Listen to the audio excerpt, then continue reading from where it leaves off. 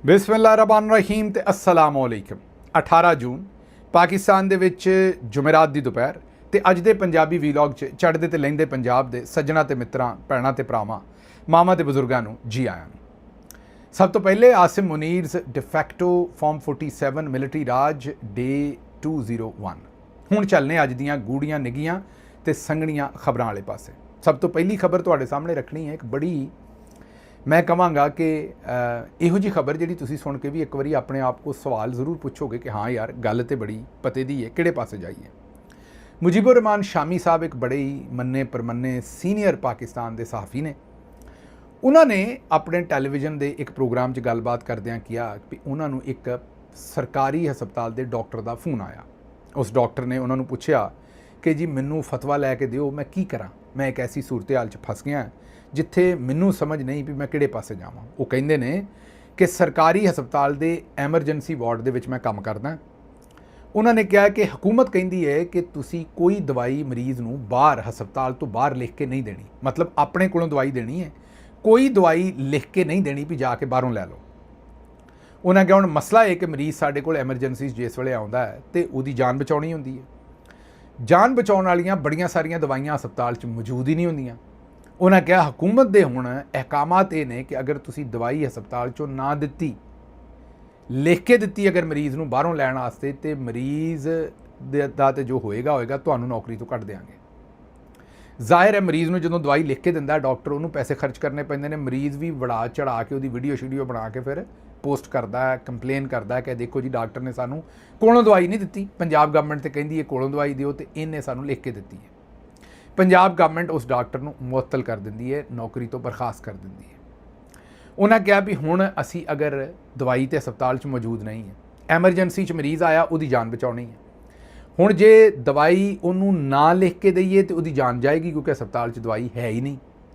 तो जे उन्होंने लिख के दईए भी बाहरों लै आ दवाई, वो बाहरों लै आएगा, उहदी जान बच जाएगी, साडी नौकरी खत्म हो जाएगी।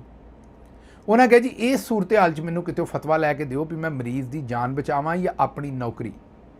है जे पाकिस्तान की टोटल सूरत हाल। हर महकमा हर जगह चौधरी निज़ामुद्दीन ने इहो जिहा सिस्टम बरपा कर दिता भी लोग लभदे फिरदे ने भी जाइए तो किहड़े पासे जाइए। हुण यह सूरत हाल तुसीं अपने आप नूं ज़रा एक मिनट वास्ते डॉक्टर साहब या डॉक्टर साहबा की जगह के उत्ते रख के सोचो भी मरीज़ आया एमरजेंसी च, उहदा कोई भी ऐसा मामला है, हार्ट अटैक है, कोई एक्सीडेंट होया है, कोई भी मामला है जिहदी दवाई उन्हां दे कोल हस्पताल च मौजूद नहीं है, जो लिख के दिंदे ने तो उन्होंने मगर पंजाब गवर्नमेंट चढ़ जाती है, जे नहीं लिख के दिंदे तो मरीज़ मर जाता है। डॉक्टर जिहड़ा है उहदा जिहड़ा शुभ है पेशा है, उहदे विच उहदी अव्वलीन ट्रेनिंग ये है कि तू रंग नस्ल मज़हब जात पात अमीरी गरीबी कोई शै नहीं वेखनी। मरीज़ दा सब तो पहला हक तेरे ते यह है कि उहदी जान बचाने की कोशिश करनी है। डॉक्टरां दी बुनियादी ट्रेनिंग है। हुण अपनी ट्रेनिंग जिस तरह हल्फ है ना PMA काकूल दे विच साडे फौजी अफसरां दे कोलों हल्फ लिया जाता भी कदी सियासत का हिस्सा नहीं बनणगे। माशाअल्लाह वो बार बार उस हल्फ नूं तोड़ते हैं, गद्दारी करते हैं उस हल्फ नाल। डॉक्टरां दा हल्फ एक किस्म का यही हुंदा है, कोड ऑफ कंडक्ट यही कि उन्हां मरीज़ की जान बचाउण लई कुछ भी करना जो कर सकते होण अपनी वसादत दे विच। हुण डॉक्टर बेचारा जाए तो किहड़े पासे जाए उन्होंने समझ नहीं आ रही। अगे सुन लो, ये तो सूरत हाल बन गई है। अगली है कि ख्वाजा आसिफ साहब ने कहा भी मैं ज़मीर तो बोझ लाना चाहना, असी ISI के लोगों के नाल बह के कानून साजी करते स। ये भी फैशन है पाकिस्तान दे विच, क्योंकि बहुते मामलात इहो जिहे ने कि असी थोड़े तमाशबीन हैं तो इहो जिहियां कोई स्टेटमेंटां देवे ना तो असी बड़ा हसदे भी हैं, दंद भी कढ़दे हैं, तो असी उहदी वाह वाह भी करते हैं यार बंदा बड़ा खरा है, वेखो गल उन्हें सीधी की है, स्वाह ते मिट्टी सीधी की है। इन्हां दे अब्बा जी भी एक डिकटेटर की किचन कैबिनेट सन, मतलब वो उन्होंने लित्र पौले सीधे करते सन। अल्लाह उन्होंने बख्शे, वफात पा चुके हैं सफदर ख्वाजा सफदर साहब। अगों ये हुण उन्हों दा लित्र पौला सीधा करते हैं। ये कोई पहली बारी नहीं करते, इन्हें भी 10वीं बारी किया है। जो अपोजिशन जाते हैं तो गालां कढ़ते हैं, जो वापस आते हैं फिर उन्होंने छित्र सीधे करते हैं, फिर आते हैं कि असी ज़रा थोड़ा जिहा दिल का मैं हाल हल्का करना है तो मैं ये गल कर रहा। ये तुहाडा दिल पता नहीं किदों हल्का होना है, मैनूं इस गल की समझ नहीं है कि तुसीं बार बार ये हरकतां जिहड़ियां ने वो कर रहे हो। अगे चलने पंजाब दे विच हुण रेस्टोरेंट होटल्स जिथे भी तुसीं क्रेडिट कार्ड इस्तेमाल करोगे उहदी अदायगी ते टैक्स जिहड़ा 6% तो वधा के 8% कर दिता गया है। ये मेरी समझ तो बाहर है। ਮੇਰੀ ਸਮਝ ਤੋਂ ਬਾਹਰ ਇਸ ਲਈ ਹੈ ਕਿ ਪੰਜਾਬ ਪਾਕਿਸਤਾਨ ਦੇ ਵਿੱਚ ਆਲਰੇਡੀ FBR ਨੂੰ ਰੌਲਾ ਇਹ ਹੈ ਕਿ ਲੋਕੀ ਕੈਸ਼ 'ਚ ਪੇਮੈਂਟ ਕਰਦੇ ਨੇ, ਜਿਹਦੀ ਵਜ੍ਹਾ ਤੋਂ ਜਿਹੜੇ ਟ੍ਰੇਡਰ ਨੇ, ਜਿਹੜੇ ਕਾਰੋਬਾਰੀ ਲੋਕ ਨੇ, ਉਹ ਉਹਨਾਂ ਪੇਮੈਂਟਸ ਨੂੰ ਜ਼ਾਹਰ ਹੀ ਨਹੀਂ ਕਰਦੇ ਖਾਤਿਆਂ ਦੇ ਵਿੱਚ, ਤੇ ਉਹ ਚੁੱਪ ਕਰਕੇ ਆਪਣੀ ਜੇਬ 'ਚ ਪਾਈ ਜਾਂਦੇ ਨੇ, ਟੈਕਸ ਨਹੀਂ ਅਦਾ ਕਰਦੇ। ਇਸ ਲਈ ਟੈਕਸੇਸ਼ਨ ਇਸ ਲਈ ਨਹੀਂ ਇੰਪਰੂਵ ਹੋ ਰਹੀ ਕਿ ਪਾਕਿਸਤਾਨ ਦੇ ਵਿੱਚ ਇਹਨਾਂ ਦੇ ਮੁਤਾਬਕ ਇਕਨੋਮੀ ਜਿਹੜੀ ਹੈ ਉਹ ਸਾਰੀ ਬਲੈਕ ਹੈ, ਉਹ ਡਾਕੂਮੈਂਟਡ ਨਹੀਂ ਹੈ। ਹੁਣ ਕ੍ਰੈਡਿਟ ਕਾਰਡ ਤੇ ਜਦੋਂ ਪੇਮੈਂਟ ਹੁੰਦੀ ਹੈ ਤਾਂ ਡਾਕੂਮੈਂਟਡ ਇਕਨੋਮੀ ਹੋ ਜਾਂਦੀ ਹੈ, ਕਿਉਂਕਿ ਹਰ ਸ਼ੈ ਰਿਕਾਰਡ ਹੋ ਜਾਂਦੀ ਕ੍ਰੈਡਿਟ ਕਾਰਡ ਤੇ ਕੀ ਵਿਕਿਆ ਕੀ ਨਹੀਂ। ਬੈਂਕ ਜਿਹੜੇ ਨੇ ਉਹ ਕ੍ਰੈਡਿਟ ਕਾਰਡ ਦਾ ਡਾਟਾ ਉਹ FBR ਨੂੰ ਦੇ ਦੇਣਗੇ, ਉਹਨਾਂ ਨੂੰ ਪਤਾ ਲੱਗ ਜਾਏਗਾ ਕਿਹੜੀ ਦੁਕਾਨ ਤੇ ਕਿੰਨੀ ਸੇਲ ਹੋਈ ਹੈ। ਹੁਣ ਇਹ ਇੱਕ ਪਾਸੇ ਆਉਂਦੇ ਨੇ ਸਾਨੂੰ ਟੈਕਸ ਨਹੀਂ ਲੱਭਦਾ ਦੁਕਾਨਾਂ ਵਾਲਿਆਂ ਤੋਂ, ਦੂਜੇ ਪਾਸੇ ਟੈਕਸ ਨੂੰ 6 ਤੋਂ ਵਧਾ ਕੇ 8% ਕਰ ਦਿੱਤਾ ਹੈ। ਮਤਲਬ ਇਹ ਆਪੇ ਹੀ ਚਾਹੁੰਦੇ ਨਹੀਂ ਕਿ ਲੋਕੀ ਜਿਹੜੇ ਨੇ ਉਹ ਕ੍ਰੈਡਿਟ ਕਾਰਡ ਇਸਤੇਮਾਲ ਕਰਨ ਤੇ ਡਾਕੂਮੈਂਟਡ ਇਕਨੋਮੀ ਹੋਵੇ। ਸਮਝ ਤੋਂ ਬਾਹਰ ਹੈ ਇਹ ਇਹੋ ਜਿਹੀਆਂ ਹਰਕਤਾਂ ਕਿਉਂ ਕਰ ਸਕਦੇ ਨੇ। ਦੂਸਰੇ ਪਾਸੇ ਕਿਸਾਨਾਂ ਨੂੰ ਇੱਕ ਵਾਰ ਫਿਰ ਲੰਮਿਆਂ ਪਾ ਲਿਆ ਬਾਜੀ ਨੇ। ਪੰਜਾਬ ਹਕੂਮਤ ਨੇ ਆਬਿਆਨਾ ਜਿਹੜਾ ਇੱਕ ਕਿਸਮ ਦਾ ਟੈਕਸ ਹੈ ਕਿਸਾਨਾਂ ਦੇ ਉੱਤੇ ਲਾਇਆ ਹੋਇਆ ਨਹਿਰੀ ਪਾਣੀ ਇਸਤੇਮਾਲ ਕਰਨ ਦੀ ਵਜ੍ਹਾ ਤੋਂ। ਉਹ ਖਰੀਫ ਦੀਆਂ ਫਸਲਾਂ ਦੇ ਉੱਤੇ ਆਬਿਆਨਾ 1650 ਰੁਪਏ ਫੀ ਏਕੜ, ਰਬੀ ਦੀਆਂ ਫਸਲਾਂ ਵਾਸਤੇ ਆਬਿਆਨਾ 850 ਰੁਪਏ ਫੀ ਏਕੜ।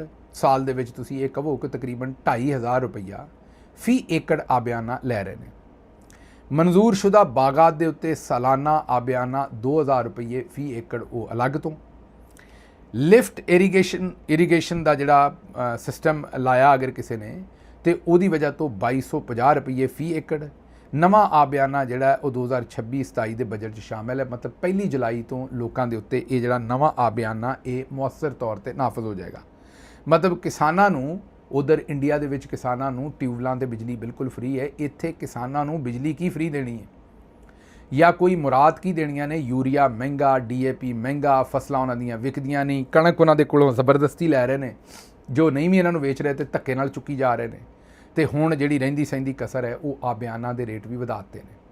ਆਪ ਬਾਜੀ ਦੇ ਕਾਗਜ਼ਾਤ ਬਾਹਰ ਆਏ ਨੇ ਕਿ ਉਹਨਾਂ ਨੇ ਇਸ ਸਾਲ 11 ਅਰਬ ਰੁਪਈਆ ਰੱਖਿਆ ਆਪਣੇ ਜਹਾਜ਼ ਦੇ ਖਰਚਿਆਂ ਲਈ। ਕਿੰਨਾ? 11 ਅਰਬ ਰੁਪਇਆ ਸਾਲ ਦਾ ਉਹਨਾਂ ਨੇ ਆਪਣੇ ਜਹਾਜ਼ ਦੇ ਖਰਚਿਆਂ ਵਾਸਤੇ ਰੱਖਿਆ ਬਾਜੀ ਸਾਹਿਬਾਂ ਨੇ। ਹੁਣ ਇੱਥੋਂ ਆਪ ਹਿਸਾਬ ਲਾ ਲਓ ਵੀ ਇੱਕ ਪਾਸੇ 11 ਅਰਬ ਆਪ ਰੱਖਿਆ ਤੇ ਦੂਜੇ ਪਾਸੇ ਸਿਹਤ ਦੇ ਬਜਟ 'ਚੋਂ, ਤਾਲੀਮ ਦੇ ਬਜਟ 'ਚੋਂ 35 ਅਰਬ ਰੁਪਈਆ ਪਿਛਲੇ ਸਾਲ ਵਾਪਸ ਕੱਢ ਲਿਆ ਸੀ। ਇਸ ਵਾਰੀ ਤੇ ਬਜਟ ਹੀ ਬੜਾ ਥੋੜ੍ਹਾ ਜਿਹਾ ਰੱਖਿਆ। ਬਾਜੀ ਜਹਾਜ਼ ਚਲਾਵੇ, ਤੁਹਾਡੇ ਬੱਚੇ ਪੜ੍ਹਨ ਨਾ ਪੜ੍ਹਨ, ਤੁਹਾਨੂੰ ਹਸਪਤਾਲਾਂ ਦੇ ਵਿੱਚ ਕੋਈ ਦਵਾਈ ਲੱਭੇ ਨਾ ਲੱਭੇ, ਬਾਜੀ ਦੀ ਸਪੀਡ 190। ਇਹ ਗੱਲ ਬਣੀ ਹੈ। ਨਾਲ ਕਿਸਾਨਾਂ ਨੂੰ ਜਿਹੜਾ ਉਹ ਮੈਂ ਦੱਸਿਆ ਤੁਹਾਨੂੰ ਵੀ ਲੰਮੇ ਪਾ ਲਿਆ। ਇਹਨਾਂ ਦੀ ਹਾਲਤ ਉਹੀ ਹੋਈ। ਇੱਕ ਲਤੀਫਾ ਇੱਥੇ ਆ ਗਿਆ ਬਜਟ ਦਾ, ਉਹ ਉਮੈਰ ਸਾਹਿਬ ਨੇ ਸ਼ੇਅਰ ਕੀਤਾ ਕਿ ਇੱਕ ਪੀਰ ਸਾਹਿਬ ਦਾ ਵਿਆਹ ਸੀ। ਜ਼ਾਹਿਰ ਹੈ ਲਾਗੀ ਜਿਹੜੇ ਸਨ ਉਹਨਾਂ ਨੇ ਵੀ ਉਸ ਵਿਆਹ ਦੇ ਉੱਤੇ ਆਉਣਾ ਸੀ, ਸਾਰਿਆਂ ਨੇ ਕੰਮ ਸ਼ਮ ਕਰਨੇ ਸੀ। ਪਿੰਡਾਂ ਦੇ ਰਹਿਣ ਵਾਲਿਆਂ ਨੂੰ ਤਾਂ ਪਤਾ ਹੈ, ਲੇਕਿਨ ਨਾਈ ਦਾ ਆਪਣਾ ਕੰਮ ਹੁੰਦਾ ਹੈ, ਮੋਚੀ ਦਾ ਆਪਣਾ ਕੰਮ ਹੁੰਦਾ ਹੈ, ਮਾਛੀ ਦਾ ਆਪਣਾ ਕੰਮ ਹੁੰਦਾ ਹੈ। ਉਸ ਤੋਂ ਬਾਅਦ ਜਿਹੜੇ ਦੂਸਰੇ ਜਿੰਨੇ ਵੀ ਉੱਥੇ ਕੰਮ ਸ਼ਮ ਕਰਨ ਵਾਲੇ ਨੇ, ਘੁਮਿਆਰ ਹੈ, ਉਹਦਾ ਆਪਣਾ ਕੰਮ ਹੁੰਦਾ ਹੈ। ਤੇ ਜਿਸ ਵੇਲੇ ਉਹ ਵਿਆਹ ਸ਼ਿਆ ਮੁੱਕ ਗਿਆ ਤੇ ਨਾਈ ਆਇਆ ਲਾਗ ਲੈਣ ਵਾਸਤੇ। ਲਾਗ ਜਿਹਨਾਂ ਨੂੰ ਨਹੀਂ ਪਤਾ, ਪਿੰਡਾਂ 'ਚ ਨਹੀਂ ਜਿਹੜੇ ਬੰਦੇ, ਉਹਨਾਂ ਨੂੰ ਲਾਗ ਦਾ ਮਤਲਬ ਟਿਪ, ਕਿ ਤੁਸੀਂ ਜਦੋਂ ਕੰਮ ਮੁਕੰਮਲ ਹੋ ਗਿਆ ਤੇ ਇਨਾਮ ਕਨਾਮ ਜਿਹੜਾ ਹੈ ਉਹ ਲੈਣ ਵਾਸਤੇ ਆਇਆ ਨਾਈ। ਤੇ ਹੁਣ ਪੀਰ ਸਾਹਿਬ ਨੂੰ ਪਤਾ ਲੱਗ ਗਿਆ ਵੀ ਇਹ ਨਾਈ ਟਿਪ ਲੈਣ ਆਇਆ। ਉਹਨਾਂ ਨੇ, ਨਾਈ ਦਾ ਨਾਂ ਸ਼ਕੂਰ ਸੀ, ਉਹਨਾਂ ਨੇ ਆਖਿਆ ਵੀ ਉਹ ਸ਼ਕੂਰਿਆ, ਮੈਨੂੰ ਦੱਸ ਵੀ ਤੂੰ ਲਾਗ ਦੇ ਵਿੱਚ ਪੈਸੇ ਲੈਣੇ ਨੇ ਕਿ ਦੁਆ ਲੈਣੀ ਹੈ, ਕਿਉਂਕਿ ਪੀਰ ਸਾਹਿਬ ਸਾਡੇ ਦੁਆ ਵੀ ਦਿੰਦੇ ਸਨ। ਨਾਈ ਵਿਚਾਰਾ ਅੱਗੋਂ ਢਿੱਲਾ ਪੈ ਗਿਆ। ਇਹ ਮਾੜੇ ਬੰਦੇ ਜਿਹੜੇ ਹੁੰਦੇ ਨੇ ਨਾ, ਇਹਨਾਂ ਦੇ ਵਿੱਚ ਥੋੜ੍ਹੀ ਜਿਹੀ ਮੁਰੱਵਤ ਵੀ ਬਹੁਤੀ ਹੁੰਦੀ ਹੈ। ਉਹ ਅੱਗੋਂ ਵਿਚਾਰਾ ਢਿੱਲਾ ਪੈ ਗਿਆ ਮੁਰੱਵਤ ਦੇ ਵਿੱਚ। ਉਹਨੇ ਆਖਿਆ ਵੀ ਜੀ ਮੈਂ ਤੁਹਾਡੇ ਕੋਲ ਪੈਸੇ ਲੈ ਕੇ ਪੀਰ ਸਾਹਿਬ ਕੀ ਕਰਨਾ ਹੈ, ਦੁਆ ਹੀ ਦੇ ਦਿਓ। ਪੀਰ ਸਾਹਿਬ ਨੇ ਦੁਆ ਦੇ ਕੇ ਤੇ ਫਾਰਿਗ ਕਰ ਦਿੱਤਾ। ਅੱਗੋਂ ਘੁਮਿਆਰ ਆ ਗਿਆ, ਉਹਦੇ ਕੋਲੋਂ ਵੀ ਉਹਨਾਂ ਪੁੱਛਿਆ, ਉਹਦਾ ਨਾਂ ਅਸ਼ਰਫ ਸੀ। ਉਹਨੂੰ ਆਖਿਆ ਵੀ ਹਾਂ ਬਈ ਦੱਸ ਬਈ ਅਸ਼ਰਫਿਆ, ਦੁਆ ਲੈਣੀ ਹੋ ਕਿ ਪੈਸੇ ਲੈਣੇ ਨੇ? ਉਹਨੇ ਵਿਚਾਰੇ ਨੇ ਅੱਗੋਂ ਆਖਿਆ ਵੀ ਪੀਰ ਸਾਹਿਬ, ਬਾਬਾ ਜੀ ਮੈਂ ਤੁਹਾਡੇ ਕੋਲ ਦੁਆ ਲੈਣੀ, ਮੈਂ ਪੈਸੇ ਲੈ ਕੇ ਕੀ ਕਰਨੇ ਨੇ? ਅੱਗੋਂ ਆ ਗਿਆ ਮਰਾਸੀ, ਜ਼ਾਹਿਰ ਉਹਨੇ ਵੀ ਵਿਆਹ 'ਤੇ ਕੰਮ ਕੀਤਾ ਸੀ। ਚਲੋ ਕੰਮ ਨਹੀਂ ਕੀਤਾ ਤੇ ਗੱਲਾਂ ਗੁੱਲਾਂ ਤਾਂ ਸੁਣਾਈਆਂ ਹੀ ਸੀ ਲੋਕਾਂ ਨੂੰ, ਉਹਨੇ ਵੀ ਲਾਗ ਲੈਣਾ ਸੀ। ਜਿਸ ਵੇਲੇ ਉਹ ਆਏ, ਇਹ ਹਸਪਤਾਲ ਉਹ ਆਪਣੇ ਸਮਝ ਲਓ ਹੈ ਜਿਹੜੇ ਹੈ ਨੇ ਜਹਾਜ਼ ਵਾਲੇ ਆ ਗਏ ਹੁਣ, ਜਿਨ੍ਹਾਂ ਨੇ 11 ਅਰਬ ਰੱਖਿਆ, ਉਹ ਆ ਗਏ ਜਨਾਬ, ਉਹਨਾਂ ਵੀ ਲਾਗ ਲੈਣਾ ਸੀ। ਪੀਰ ਸਾਹਿਬ ਨੇ ਉਹਨੂੰ ਪੁੱਛਿਆ ਵੀ ਹਾਂ ਬਈ, ਡੂਮ ਕਹਿੰਦੇ ਨੇ ਕਈ ਥਾਂ 'ਤੇ ਬੜਾ ਭੈੜਾ ਲਫ਼ਜ਼ ਹੈ, ਨਹੀਂ ਕਹਿਣਾ ਚਾਹੀਦਾ, ਲੇਕਿਨ ਮਰਾਸੀਆਂ ਨੂੰ ਡੂਮ ਵੀ ਆਖ ਦਿੰਦੇ ਨੇ।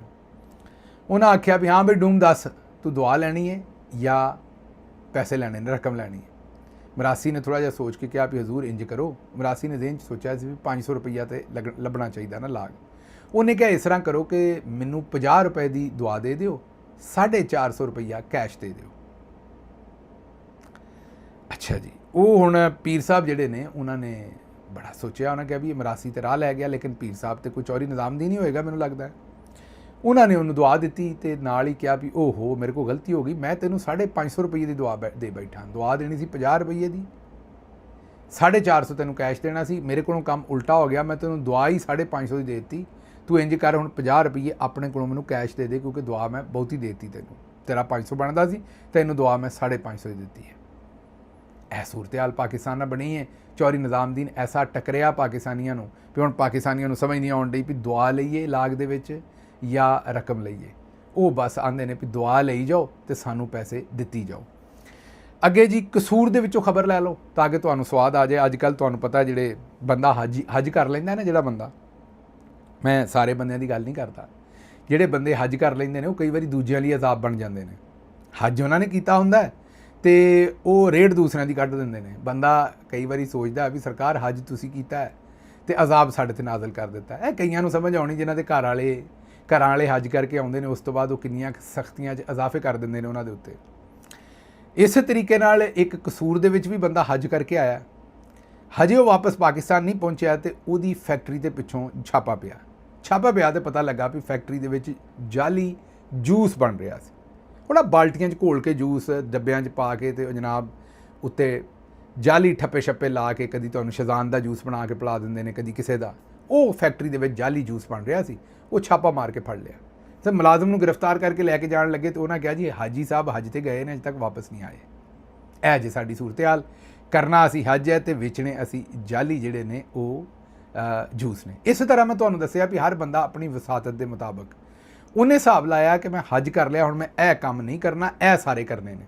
ਮਸਲਨ ਕੋਈ ਆਖਣਗੇ ਮੈਂ ਤਸਬੀਹ ਫੜ ਲੈਣੀ ਹੈ ਤੇ ਬਾਕੀ ਹੇਰਾ ਫੇਰੀ ਜਿਹੜੀ ਉਹ ਪੂਰੀ ਕਰਨੀ ਹੈ। ਕੋਈ ਬੰਦੇ ਆਖਣਗੇ ਕਿ ਨਹੀਂ ਬਈ ਮੈਂ ਹੁਣ ਜਿਹੜਾ ਨਾ ਹੱਸਣਾ ਨਹੀਂ ਉੱਚੀ ਹੱਸਣਾ ਬੜਾ ਗੁਨਾਹ ਹੁੰਦਾ, ਬਸ ਮੇਰੇ ਚਿਹਰੇ ਤੇ ਹੱਸਣਾ ਨਹੀਂ ਆਉਣਾ ਚਾਹੀਦਾ। ਬਾਕੀ ਜਿਹੜਾ ਨਾ ਕੋਈ ਆਂਦਾ ਵੀ ਹੁਣ ਮੈਂ ਮਿਊਜ਼ਿਕ ਨਹੀਂ ਸੁਣਨਾ, ਇਸ ਤੋਂ ਬਾਅਦ ਗਾਣਾ ਸ਼ਾਣਾ ਨਹੀਂ ਸੁਣਨਾ, ਬੜਾ ਗੁਨਾਹ ਹੁੰਦਾ ਹੈ, ਬਾਕੀ ਕੰਮ ਮੈਂ ਸਾਰੇ ਦੱਬ ਕੇ ਰੱਖਣੇ ਨੇ। ਤੇ ਕਹਿਣ ਦਾ ਮਤਲਬ ਮੇਰਾ ਇਹ ਹੈ ਵੀ ਜਿੰਨੇ ਵੀ ਹਜ ਕੀਤਾ ਆਪਣੇ ਲਈ ਕੀਤਾ ਹੈ, ਉਹ ਆਪਣੇ ਤਾਂ ਹੀ ਰੱਖੋ, ਦੂਸਰਿਆਂ ਦੇ ਉੱਤੇ ਤਾਂ ਉਹਦਾ ਮੇਰਾ ਮਤਲਬ ਹੈ ਜੂਸ ਤੇ ਨਾ ਪਿਆਓ। ਮੇਰਾ ਮਤਲਬ ਜਾਲੀ ਫੈਕਟਰੀਆਂ ਦੇ ਵਿੱਚ ਬਣਾ ਕੇ ਕੋਈ ਥੋੜ੍ਹਾ ਜਿਹਾ ਖਿਆਲ ਕਰੋ, ਤੁਹਾਡੀ ਮਿਹਰਬਾਨੀ। ਅੱਛਾ ਜੀ, ਅਲਾਮਾ ਨਾਸਰ ਮਦਨੀ ਸਾਹਿਬ ਜਿਹੜੇ ਨੇ ਉਹ ਮੁਸੀਬਤ 'ਚ ਪੈ ਗਏ ਨੇ। ਉਹ ਅਦਾਕਾਰਾ ਮੋਮਨਾ ਇਕਬਾਲ ਤੇ ਸਾਕਬ ਚੱਦਰ ਦਾ ਜਿਹੜਾ ਕੇਸ ਬਣਿਆ ਸੀ, ਦੋਵੇਂ ਇੱਕ ਦੂਜੇ ਨੂੰ ਆਂਦੇ ਨੇ। ਤੁਹਾਨੂੰ ਯਾਦ ਹੈ ਕਿ ਸਾਕਬ ਚੱਦਰ ਸਾਹਿਬ ਨੇ ਉਹਨਾਂ 'ਤੇ ਮੁਕੱਦਮਾ ਕੀਤਾ ਹੈ ਕਿ ਉਹਨਾਂ ਦੀ ਬਲਕਿ ਬੇਗਮ ਨੇ ਬਿਆਨ ਦਿੱਤਾ ਸਾਕਬ ਚੱਦਰ ਸਾਹਿਬ ਦੀ ਕਿ ਮੇਰੇ ਸ਼ੌਹਰ ਦੀਆਂ ਤਸਵੀਰਾਂ, ਪ੍ਰਾਈਵੇਟ ਤਸਵੀਰਾਂ ਇਹਦੇ ਕੋਲ ਨੇ, ਮੋਮਨਾ ਸਾਹਿਬਾ ਦੇ ਕੋਲ, ਤੇ ਇਹ ਉਹਨਾਂ ਨੂੰ ਕਿਤੇ ਲੀਕ ਨਾ ਕਰਦੇ। ਮੋਮਨਾ ਇਕਬਾਲ ਸਾਹਿਬਾ ਨੇ ਵੀ ਮੁਕੱਦਮਾ ਕੀਤਾ ਹੋਇਆ ਸਾਕਬ ਚੱਦਰ ਤੇ ਕਿ ਮੇਰੀਆਂ ਕੋਈ ਪ੍ਰਾਈਵੇਟ ਜਾਂ ਗੈਰ ਅਖਲਾਕੀ ਜਾਂ ਪਤਾ ਨਹੀਂ ਕਿਹੜੀਆਂ ਵੀਡੀਓਜ਼ ਸਾਕਬ ਚੱਦਰ ਕੋਲ ਨੇ ਤੇ ਇਹ ਇਹਨਾਂ ਨੂੰ ਕਿਤੇ ਲੀਕ ਨਾ ਕਰਦੇ। ਹੁਣ ਇਹ ਸੂਰਤ ਹਾਲ ਤੇ ਨਾਜ਼ੁਕ ਹੀ ਹੈ, ਤੁਹਾਨੂੰ ਪਤਾ। ਨਾਸਰ ਮਦਨੀ ਨੇ ਇਹਦੇ ਉੱਤੇ ਬਿਆਨ ਦੇ ਦਿੱਤਾ ਕਿ ਯਾਰ ਇਹ ਜਿਹੜਾ ਆਪਣਾ ਨਾਮ ਮੋਮਨਾ ਤੇ ਕਰਤੂਤ ਕਾਫਰਾਂ, ਉਹਨਾਂ ਕਿਹਾ ਮੋਮਨਾ ਇਕਬਾਲ ਦਾ ਕੰਮ ਵੇਖੋ ਵੀ ਨਾਮ ਮੋਮਨਾ ਤੇ ਕਰਤੂਤ ਕਾਫਰਾਂ ਵੀ ਹੈ। ਜਿਹੜਾ ਤੁਹਾਡਾ ਸਿਸਟਮ ਚੱਲ ਰਿਹਾ ਸੀ ਸਾਰਾ, ਉਹ ਪੁਰਾਣਾ ਮੈਚ ਵੇਖਦੇ ਹੁੰਦੇ ਸਨ ਨਾ ਵੀ ਇਹ ਲੀਵਰ ਬ੍ਰਦਰ ਦੇ ਤਾਵਨ ਨਾਲ ਹੈ, ਪ੍ਰੋਕਟਰ ਐਂਡ ਗੈਂਬਲ ਦੇ ਤਾਵਨ ਨਾਲ ਹੈ, ਇਹ ਇਹਨਾਂ ਦਾ ਜਿਹੜਾ ਮੈਚ ਪਿਆ ਸੀ ਇਹ ਹੁਣ ਪਤਾ ਨਹੀਂ ਕਿਹਦੇ ਤਾਵਨ ਨਾਲ ਚੱਲ ਰਿਹਾ ਸੀ। ਖੈਰ, ਉਹਨਾਂ ਨੇ ਕਿਹਾ ਨਾਸਰ ਮਦਨੀ ਸਾਹਿਬ ਨੇ ਵੀ ਇਹ ਕੁੜੀ ਦਾ ਨਾਮ ਮੋਮਨਾ ਹੈ ਤੇ ਇਹਦੀ ਕਰਤੂਤ ਕਾਫਰਾ ਹੈ। ਉਹਨੇ ਗੁੱਸਾ ਕਰ ਲਿਆ ਭਾਈ ਜੀ, ਤੇ ਉਹਨੇ ਹੁਣ ਨਾਸਰ ਮਦਨੀ ਸਾਹਿਬ ਨੂੰ ਜਿਹੜਾ ਨਾ ਕਿਹਾ ਵੀ ਮੇਰੇ ਕੋਲੋਂ ਮਾਜ਼ਰਤ ਕਰੇ ਨਾਸਰ ਮਦਨੀ, ਇਹ ਮਵਾਦ ਹਟਾਏ, ਵਰਨਾ ਮੈਂ ਇਹਦੇ ਖਿਲਾਫ ਕਾਨੂੰਨੀ ਕਾਰਵਾਈ ਕਰਨੀ ਹੈ। ਇਹ ਜਿੰਨੇ ਵੀ ਮਸ਼ਵਰਾ ਦਿੱਤਾ ਹੈ ਬੜਾ ਹੀ ਭੈੜਾ ਮਸ਼ਵਰਾ ਦਿੱਤਾ ਹੈ, ਕਿਉਂਕਿ ਇਹਦੇ ਨਾਲ ਜਿੰਨੇ ਨਹੀਂ ਵੀ ਮਖੌਲ ਉਡਾਉਣਾ ਉਹ ਹੁਣ ਗਾਂ ਮੋਮਨਾ ਇਕਬਾਲ ਸਾਹਿਬਾ ਦਾ ਮਜ਼ੀਦ ਮਖੌਲ ਉਡਾਏਗਾ ਔਰ ਆਖੇਗਾ ਕਿ ਨਾ ਮੋਮਨਾ ਤੇ ਕਰਤੂਤ ਕਾਫਰਾਂ, ਉਹਨਾਂ ਨੇ ਜਿਹੜਾ ਜੁਮਲਾ ਕਿਹਾ ਉਹ ਹੁਣ ਜੁਮਲਾ ਜ਼ਬਾਨ ਜ਼ਦੇ ਆਮ ਜਿਹੜਾ ਉਹ ਹੋ ਜਾਏਗਾ। ਅੱਛਾ ਜੀ, ਸ਼ੱਬਰ ਜ਼ੈਦੀ ਸਾਹਿਬ, ਇਹ ਵੀ ਇੱਕ ਪਹੁੰਚੀ ਹੋਈ ਸ਼ਖਸੀਅਤ ਨੇ। ਇਹ ਵੀ ਜਾਂ ਤੇ ਮੇਰਾ ਮਤਲਬ ਹੁਣ ਉਮਰ ਦੇ ਨਾਲ ਫਿਰ ਗਏ ਨੇ ਤੇ ਜਾਂ ਕੋਈ ਹੋਰ ਵਜ੍ਹਾ ਹੈ ਕੋਈ। ਇਹ ਵੀ ਮੈਨੂੰ ਲੱਗਦਾ ਜਵੇਦ ਚੌਧਰੀ ਸਾਹਿਬ ਤਰ੍ਹਾਂ ਮਜੂਨ ਜ਼ਿਆਦਾ ਖਾ ਲੈਂਦੇ ਨੇ ਕੁਛ ਤਾਂ। ਇਹਨਾਂ ਨੇ ਇੱਕ ਨਵਾਂ ਕੰਮ ਦੱਸਿਆ ਹੈ, ਇਹਨਾਂ ਕਿਹਾ ਵੀ ਖਵਾਤੀਨ ਨੂੰ ਬੱਚੇ ਪੈਦਾ ਕਰਨ ਵਾਲੀ ਪਾਕਿਸਤਾਨ 'ਚ ਮਸ਼ੀਨ ਬਣਾ ਦਿੱਤਾ ਹੈ। 8-8 ਜਵਾਕ ਜੰਮਦੀਆਂ ਨੇ, ਮਤਲਬ ਬੱਚੇ ਜੰਮਦੀਆਂ ਨੇ। ਇਹ ਇਸ ਤੋਂ ਬੱਚੇ ਜੰਮਦੀਆਂ ਨੇ ਵੀ ਇਹ ਘਰਾਂ 'ਚ ਬੈਠੀਆਂ ਰਹਿੰਦੀਆਂ ਨੇ। ਇਹਨਾਂ ਨੂੰ ਘਰਾਂ 'ਚੋਂ ਕੱਢੋ ਤੇ ਇਹਨਾਂ ਕੋਲੋਂ ਕੰਮ ਕਰਵਾਓ, ਨੌਕਰੀਆਂ ਕਰਵਾਓ।